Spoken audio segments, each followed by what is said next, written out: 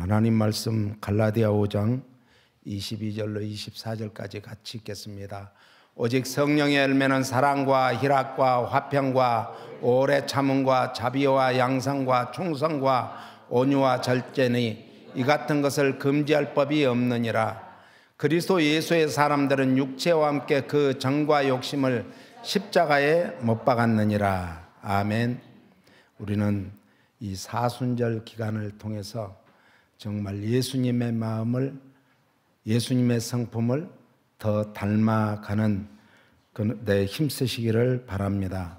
성령의 열매 맺는 삶을 살기 위해서는 이제 성령께 우리가 기도해야 될 제일 중요한 기도가 회개의 영을 불어넣어달라고 기도해야 돼요.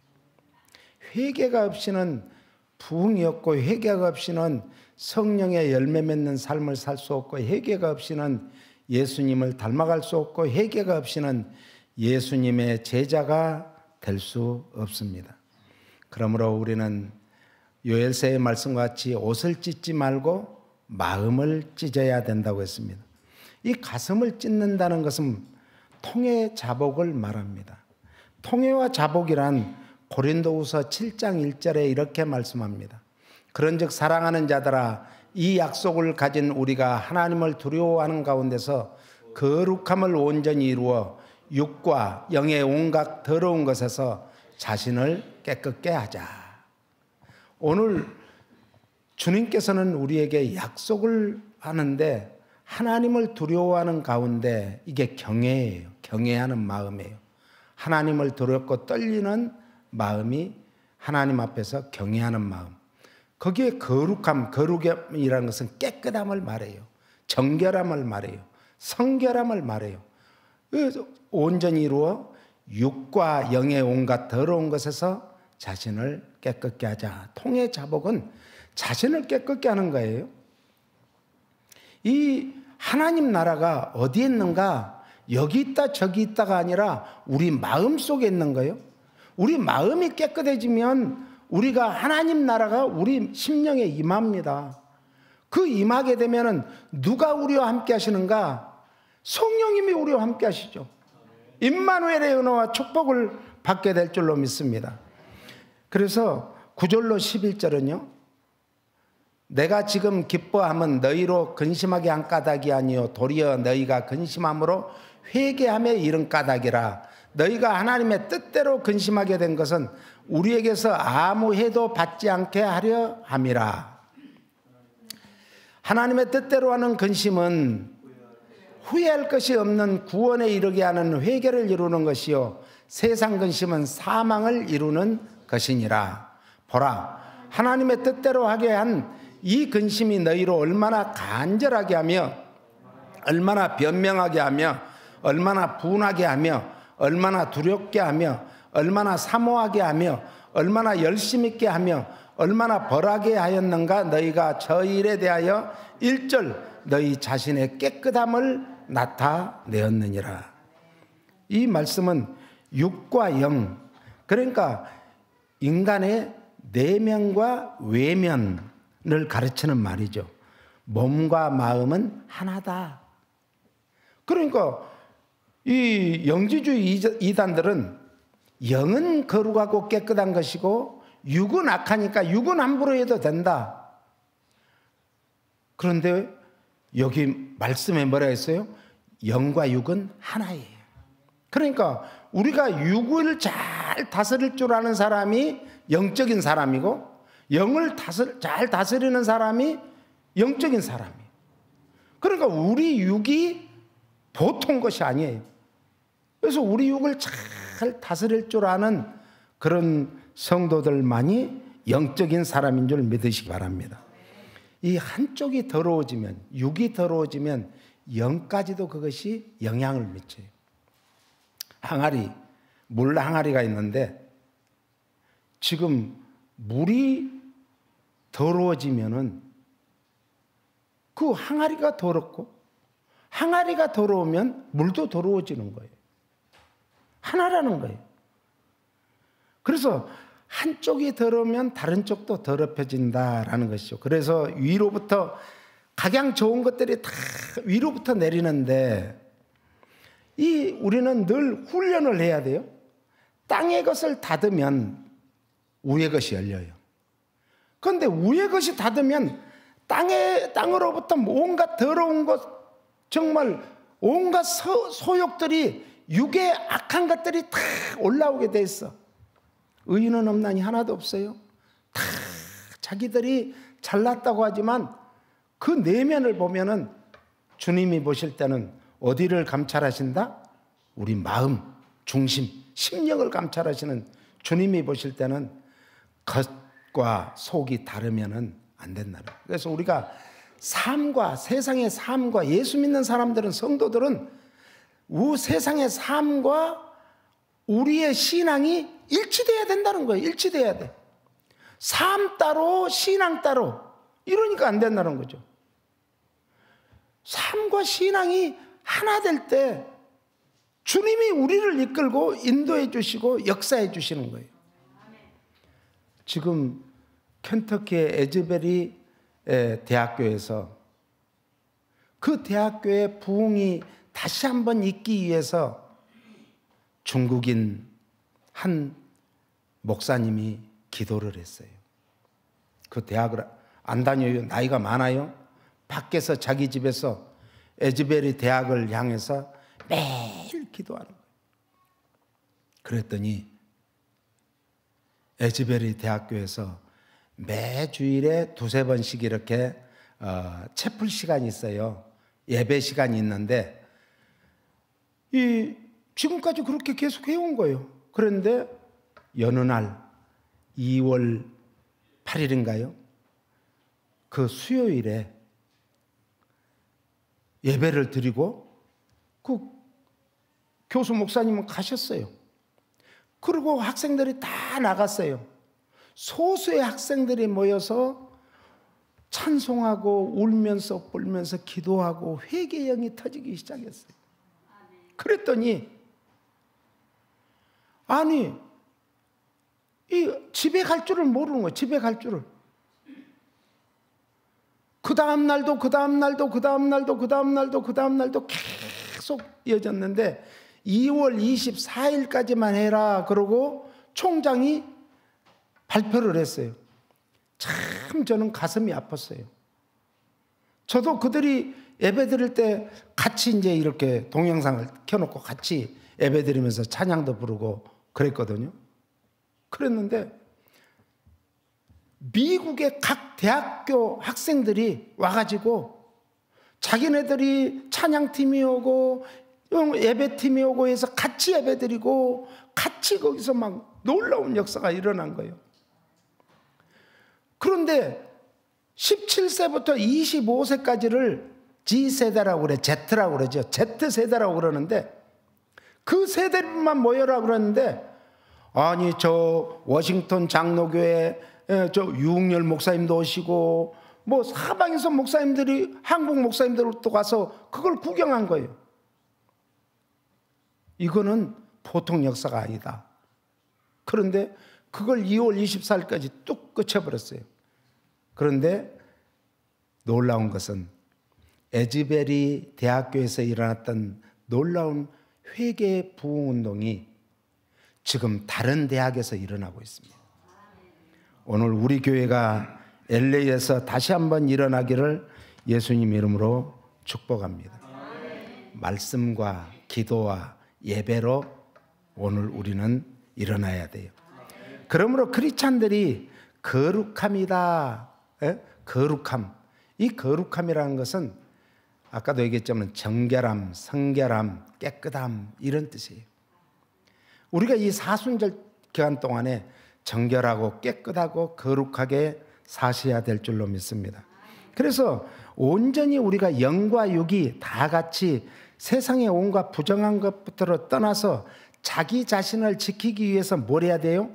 죄와 싸우되 피 흘리기까지 싸워야 돼요. 세상에는요 악한 것들이 우리에게 자꾸 죄짓게 만들려고 하는 게 얼마나 많아요. 마음으로 죄짓게 한 거, 눈으로 봄으로 죄짓게 한 거, 손으로 발로 다니면서 죄짓게 한 거, 말로 죄짓게 한 거 얼마나 많습니까? 사도 바울은 사랑하는 고린도 교회 성도들을 향해서 영과 육의 온갖 더러운 것에서 깨끗게 할 수 있는 비결을 말하는데, 이것은 거룩하게 되는 것은 하나님의 말씀과 뭘로? 기도로 거룩하게 된다.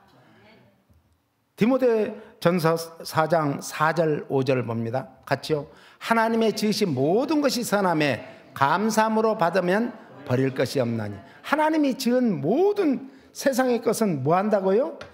선한 거예요. 선하게 지었어요.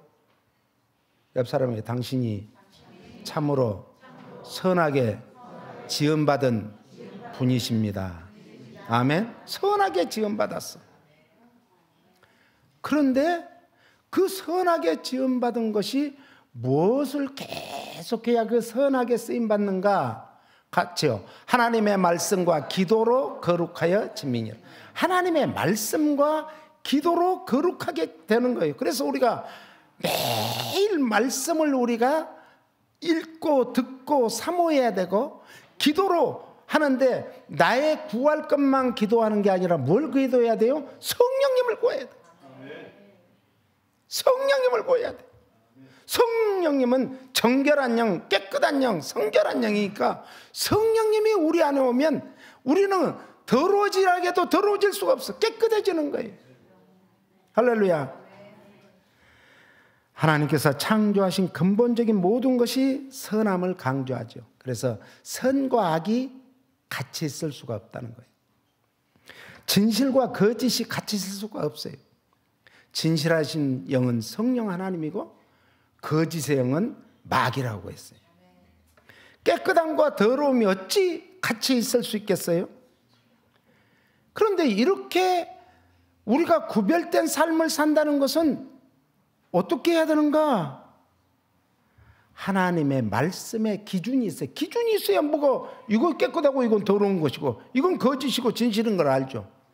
기준이 뭔가 하나님의 말씀, 캐논인 거예요. 그래서 우리는 하나님 말씀이 우리 신비에 새겨지기만 하면 새겨진 말씀이 그대로 있는 게 아니라 우리가 순간순간 하나님 앞에 기도하면 이 말씀이 살았고 운동력이 있어서 먼저 내 심령 골수를 쪼개고 남음이 있는 거예요. 이게 회개예요, 회개. 그럴 때 회개가 나오는 거예요.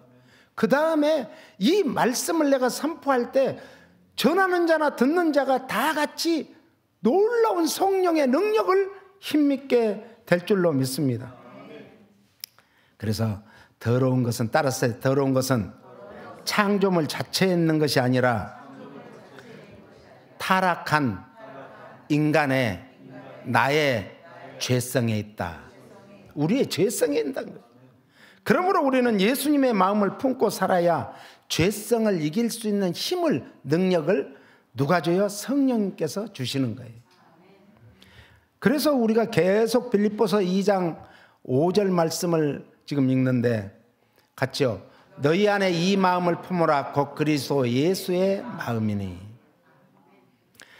너희는 이 마음을 품으라는 뜻은 따라서 예수 그리스도를 인생의 주인으로 모시고 살아야 한다.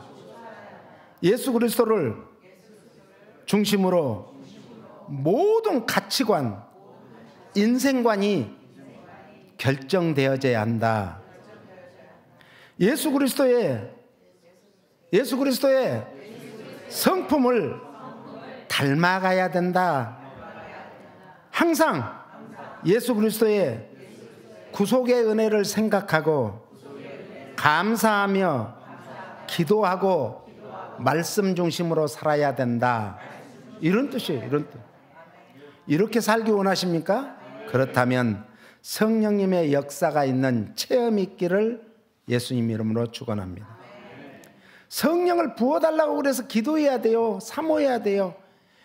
에즈베리 대학교의 놀라운 회개운동과 부흥운동이 성령을 부어달라고 기도했기 때문에 그래요.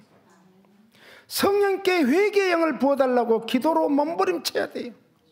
이렇게 기도하는 마음으로 구하고 찾고 두드리면 보혈의 놀라운 체험을 하게 될 줄로 믿습니다. 우리 그런 마음으로 보혈을 지나 찬송을 한번 하겠습니다.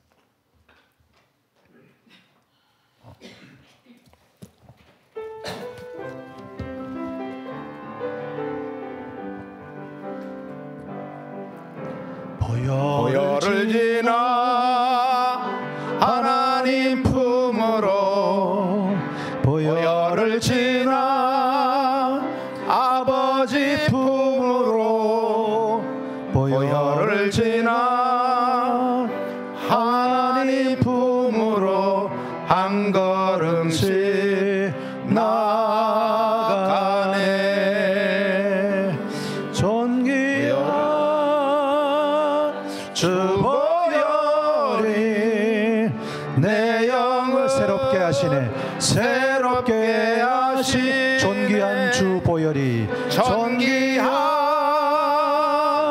주 보혈이 내 영을 새롭게 하네. 내 영을 새롭게 하네. 존귀한 주 보혈이, 존귀한 주 보혈이, 주 보혈이 내 영을 새롭게 하시네. 영을 새롭게 하시. 존귀한 주 보혈이, 존귀한 주 보혈이 내 영을 새롭게 하네. 아멘.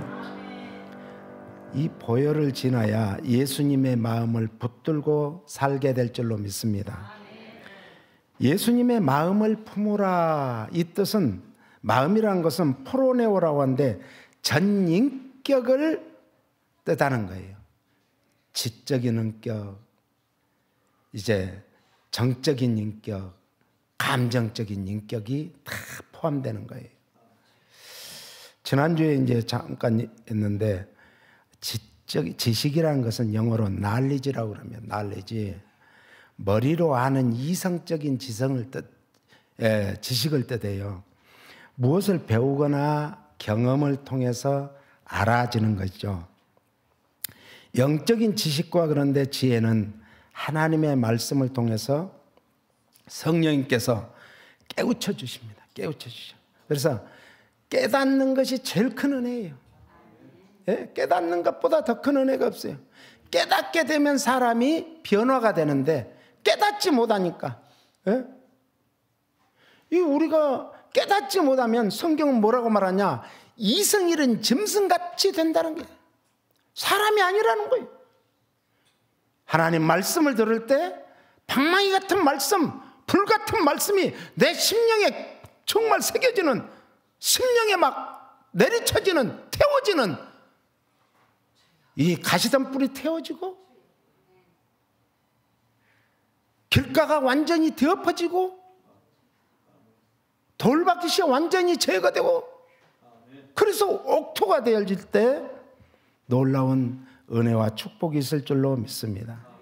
잠언 9장 10절은요, 같이요. 여호와를 경외하는 것이 지혜의 근본이요 거룩하신 자를 아는 것이 명철이니라. 이 지식은 나트라고 하는데 잠언에서 41번이나 나옵니다. 잠언서에만. 이 말씀은 어디에서 왔는가? 야다는 알다라는 거예요. 이 알다에서 왔는데 시각적인 것, 촉각적인 것, 그리고 청각적인 이런 감각 기관을 통해서 얻어지는 그런 것을 말해요. 그래서 하나님의 말씀 속에서 이 말씀은 살아야 된다라는 그런 뜻입니다. 신명기 그래서 8장 3절에는요, 너를 낮추시며 너를 주르게 하시며 또 너도 알지 못하며 내 열조도 알지 못하던 만나를 내게 먹이신 것은 사람이 떡으로만 사는 것이 아니요 여호와의 입에서 나오는 모든 말씀으로 사는 줄을 너로 알게 하려 하심이니라. 이 말씀을 40일을 금식하고 줄이실 때, 예수님이 줄이실 때 마귀가 와서 예수님을 시험할 때 이 말씀으로 물리쳤어요. 우리도 어떤 시험이 올 때는 말씀으로 물리치시기를 바랍니다.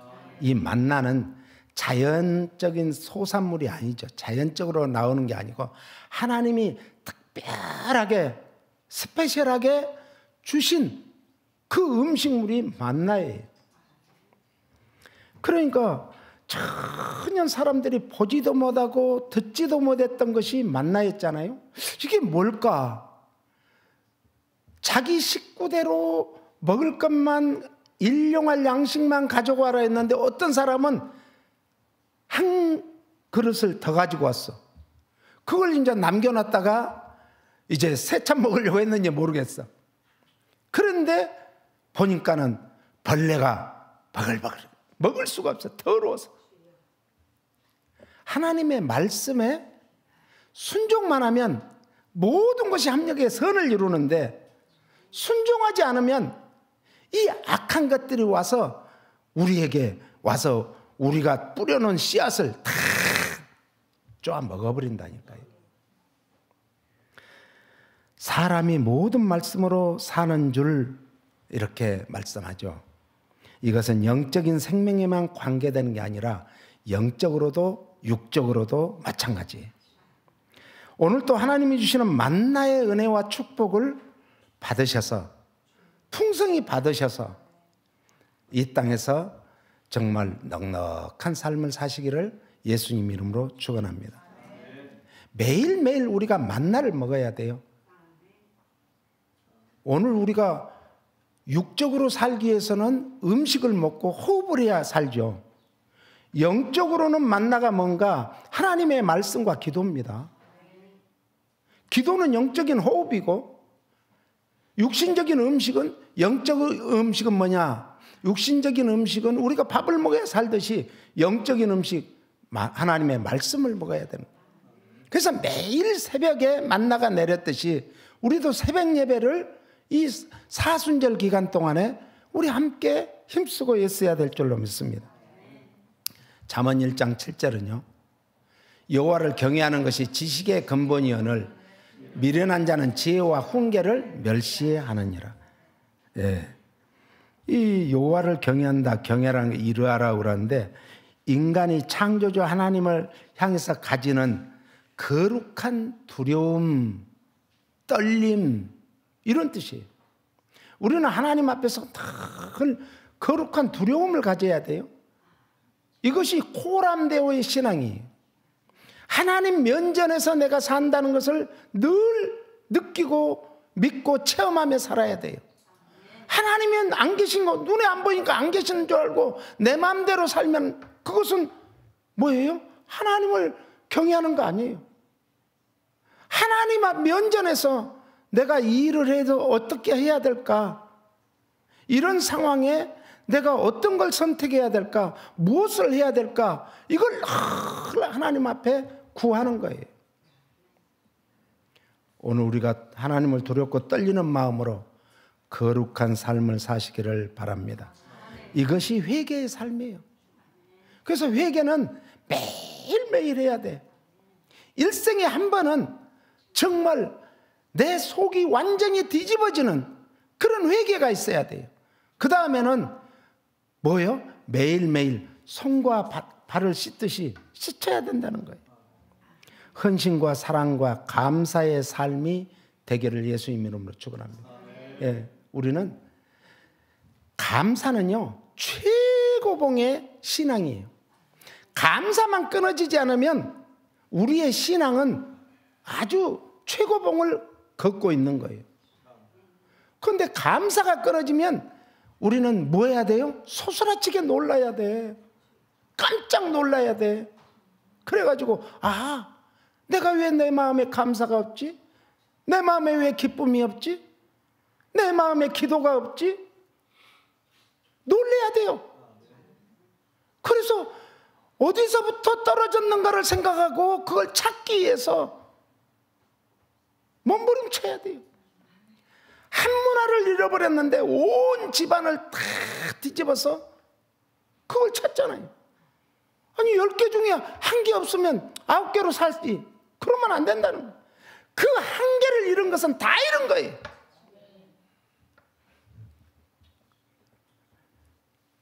그 다음에는 이제 감정, 정으로 우리는 살죠. 한민족이 참 귀한 것은 정이 있는 민족이에요. 우리나라 민족이 그래서 세계 선교를 지금 힘있게 하는 것은 그 우리 감정, 이 속에 있는 인격의 한 퍼슨, 그 정 때문에 그런 거예요. 정 때문에. 부부가 살다 보면은 미운 정, 고운 정이 다 들어가지고 그놈의 정 때문에 사는 거예요. 그놈의 정 때문에. 이 정이라는 것은 따라서 마음속에 일어나는 감정이나 충동을 말한다. 마음속에서는 늘 우리는 감정이나 충동을 말하죠. 그래서 이제 사랑하는 것도 감정에서 오는 거예요. 희노애락, 열정, 애정, 애착, 다른 사람을 배려하고 다른 사람을 섬기는 것도 이 감정에서 나오는 거예요. 그래서 영어로는 이 두 가지가 있는데 이모션이라는 영어가 있고 또 하나는 feeling이라는 영어가 있어요. 이모션은 감정이나 정서나 감동을 뜻하는데 feeling은 감정이나 감각이나 촉이라고 하죠. 촉. 지난번에 이 뉴스를 보다 보니까 한국에서 이 형사가 이 비번이라 그날 이 쉬는 날인데 이상하게 이 촉이 온 거예요. 아, 저게 보이스 피싱 같다 해서 가서 잡았어요. 촉으로, 감으로. 이게 감정이거든요. 그래서 이 감수성이라고 그러죠. 이 감수성이 풍부한 사람은 울기도 잘 울고, 웃기도 잘 웃고, 화도 잘 내고. 누가 그랬는가? 베드로가 그랬어. 베드로가. 그래서 예수님이 최후의 만찬석에서 오늘 밤에 너희가 다 나를 버리고 도망간다고 했어요. 그랬을 때 베드로는 다 주를 버려도 저는 끝까지 주님을 쫓아갈 거예요. 큰 소리 빵빵 치고 호언장담했어요. 그랬던 베드로마저 도망갔습니다. 우리의 이 감정은 계속 똑같을 수가 없어요. 수시로 변합니다. 수시로. 그런데 그 베드로가 닭이 3번 울자 그는 통곡하고 회개하기 전 내가 큰 소리 쳤는데 아무것도 아니야. 우리가 세상적으로 내 기분으로 큰 소리 친다고 해서 그거 아무것도 아니에요. 성령님이 나에게 강권적으로 붙들어 주시고 내 마음을 사로잡아 주시고 나를 통해서 정말 성령님이 하실 일이 있기 때문에 우리에게 어떤 걸 주실 때는 처음 준 마음이 성령님이 주신 마음. 그런데 2번, 3번 생각하면 이 짱구가 돌아가. 짱구가 돌아가니까 다른 생각으로 엉뚱한 데로 가요. 우리의 감정은 그래서 상황에 따라서 변하게 되어 있습니다. 그러므로 성령 충만받아 회개하면 감정을 조절할 수 있는 능력을, 은사를 성령님이 주십니다. 마지막으로 이 의지. 따라서 어떤 일을 이루고자 하는 마음, 이거의 의지. 이 감정 속의 충동을 행동으로 실천하는 것이 의지입니다. 의지.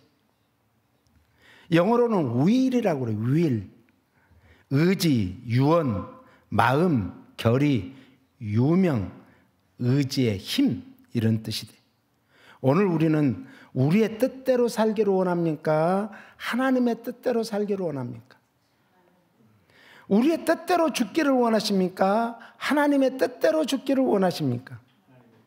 회개는 사느냐 죽느냐예요.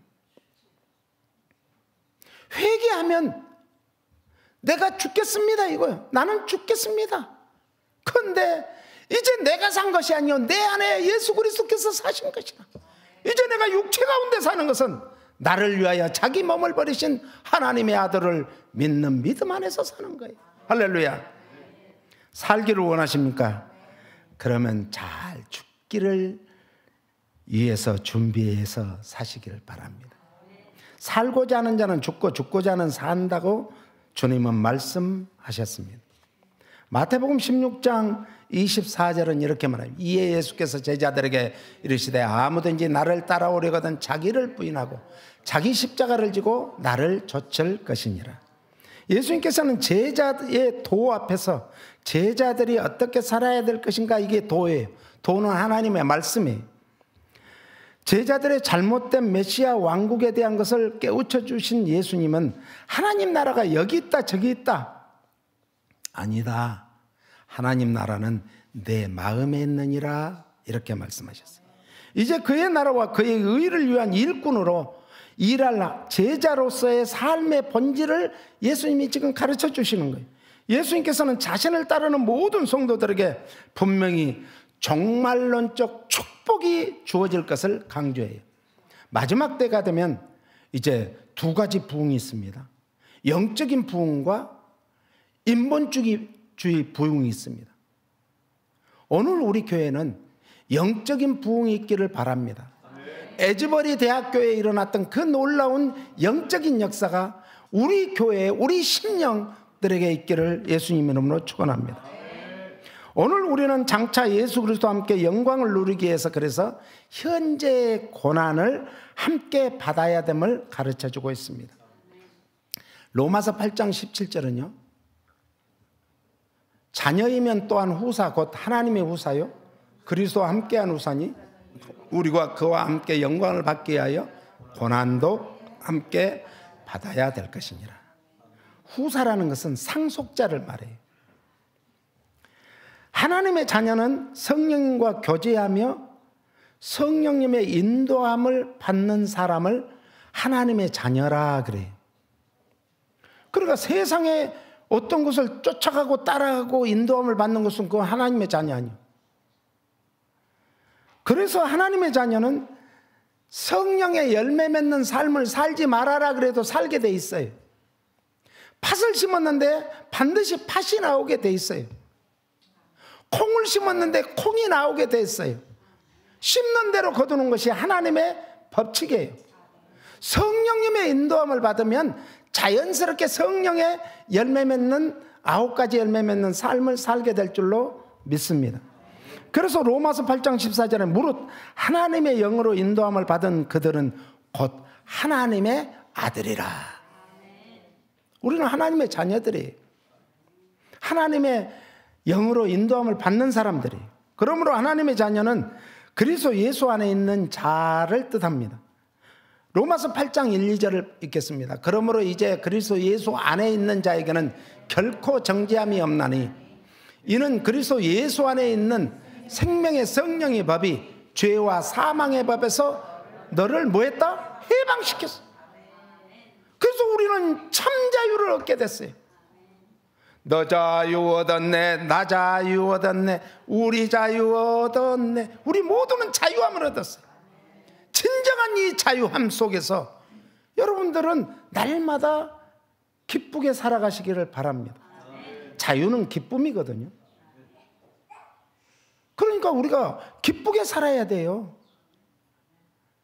이 맨 우거지상이 되면 우거지밖에 안 돼. 그런데 기쁘게 사는 사람은 팔팔하잖아요. 예? 이거 지금 가에 꽃몽우리가 피지도 못하고 떨어졌지만은 지금 활짝 펴 있잖아요. 공동 번역에는 이것을 그리스도 예수와 함께 사는 사람들이라고 번역을 했습니다. 오늘 우리는 그리스도 예수 안에 있음을 믿으십니까? 그렇다면 나는 하나님의 후사다, 하나님의 상속자다라는 자긍심을 갖기 바랍니다. 사람이 자기에 대한 자긍심, 자기에 대한 애착심이 있어야 돼요. 자긍심이 없으면 자꾸 무슨 일이 터지면 나락으로 떨어져요. 왜 나는 이럴까? 저 친구는 저렇게 되는데 나는 왜 나락으로 떨어질까? 이러는 거예요.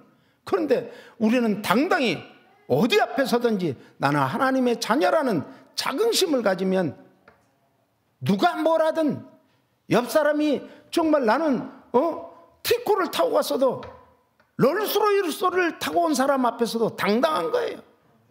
당당해야 돼, 당당해야 돼. 그래서 예수 그리스도의 인격은 성품을 말하거든요. 예수 그리스도의 성품을 닮아서 성령의 열매 맺는 삶을 살으시기를 예수님 이름으로 축복합니다. 우리 이 시간 기도하는데 그렇습니다. 제가 지금까지 하나님의 자녀라는 이 사실을 알았지만은 온전히 믿지 못하고 살았던 걸 용서해 주시옵소서.